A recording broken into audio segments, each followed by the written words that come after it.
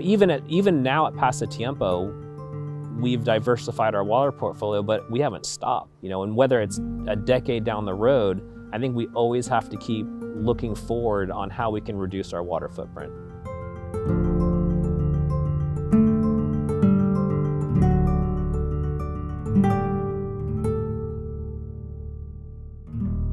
I've worked at Pasatiempo in quite a few different capacities over the last 28, 29 years, starting as a cart kid back in the 80s and 90s when I was in high school and again in college, and then as an assistant pro in the late 90s and as a head pro for the last 20 years.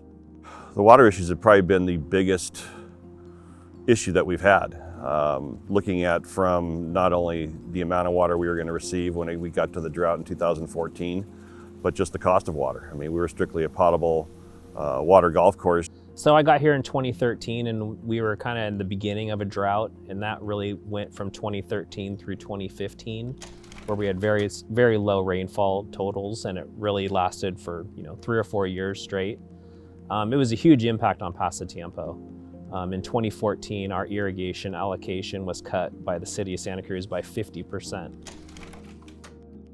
So the drought in 2014, as far as playability goes, was significant. The general manager at the time, Scott Hoyt, and myself and Justin went out on the golf course and went through all 18 holes of where we could start shutting off sprinkler heads to be able to not only save water and save money, but to be able to go what the city had mandated us to do as far as being able to reserve and allocate. They only allocated us so much water.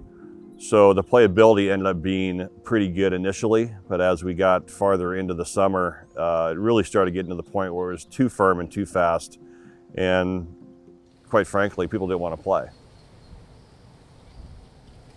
So for golfers, it's going to mean drastically different playability, drastically different appearance on the golf course. It definitely has an impact on revenue. It has an impact on your entire facility. And the thing is, that was just for one season. If you compound that and look at if it happened multiple seasons in a row, for a lot of golf courses, it can be the end of the golf course. There are ways for golf courses to save water without investing a lot of money. One of the main ways is managing the irrigation system, adjusting it to where it's only watering the turf that needs to be watered to present the golf course for play. Paying attention to weather data, not irrigating after there's been rain, and really making sure we stretch out that irrigation frequency as much as we can. Pasatiempo is a golf course, located in an arid region of the U.S. Water's expensive in California, and all of these things make water scarcity a serious vulnerability for any golf course. So in 2010, the golf course went under basically a native restoration. So 25 acres were taken into non-irrigated native areas, so there's no irrigation in those areas. It's just what we get in the wintertime.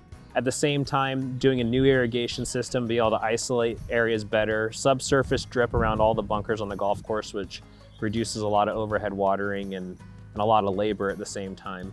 Fast forward to 2014-15, we started talking about looking at alternative water sources.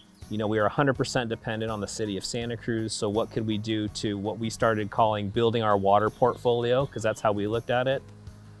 So we were in talks with the city of Scotts Valley, which is above us, so we ended up securing a 30-year deal to receive secondary treated water from the city of Scotts Valley.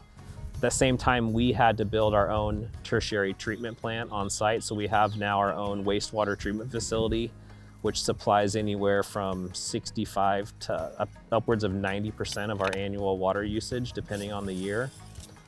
We drilled a well on site. It's been very beneficial for the club that produces 10 to 15% of our annual water usage, and then we still have access to potable water from the city of Santa Cruz to supplement those other sources. So we now have 3 sources of water to help us get through times when we might not have as much water as we had before. So the USGA has been helping golf courses save water for a long time, really since its inception. And through the investment of about $50 million of research funding at universities, we've seen the development of drought-tolerant grasses that use less water. And we've also supported scientists in developing management strategies that help use even less water on those grasses. Things like adjusting an irrigation system or even learning how to use something like a soil moisture sensor, or accepting a little bit of off color during a droughty period. These are things that can be implemented right away, and you can save water by taking a look at these strategies. Other things like turf reduction or establishing a drought-tolerant grass, these are going to require planning, upfront investment, and so you can't expect as immediate of a payoff. Well, just in the past 10 years, I've seen 2 droughts, and one being very significant when I first got here.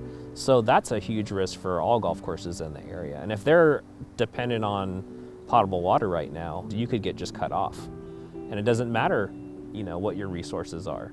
So if you're not actively searching for those alternative sources of water, there's high risk to that in the West Coast. And this doesn't only apply in the western part of the US. While water availability may not be as big of a concern day to day in wetter parts of the country, but long term I think we can see the writing on the wall that water is only going to become less available and there will be more competition for water, not to mention just your micro droughts in wet parts of the country. So I think everybody can learn from the various strategies that Pasatiempo has implemented.